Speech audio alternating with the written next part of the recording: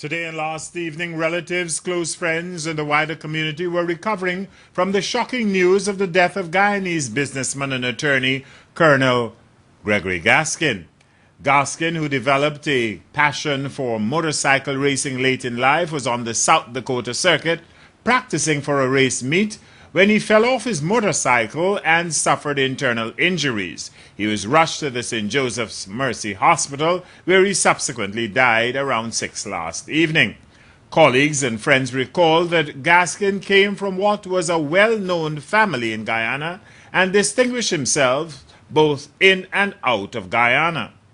He's always been an inspiration. He's always been a person who would encourage you to do your best, and he was never afraid to charter new courses along the way. You know, he has always been very forceful in what he believed in. He stuck to what he believed in. Gaskin, Gregory was really a gentleman and a scholar. I've always admired him. He had patience, and he had a certain class and elegance about him that was admirable.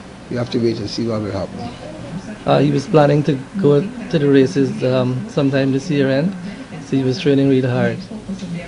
Unfortunately, this had to happen. But we will always remember him for his agility and his strength.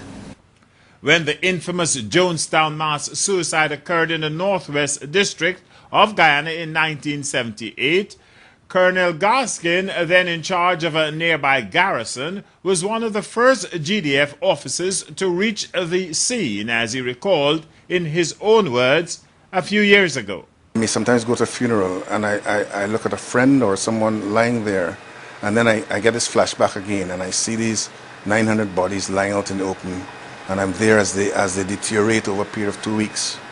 And you ask yourself, sometimes you even get philosophical, what is life all about if this is what we will all be reduced to?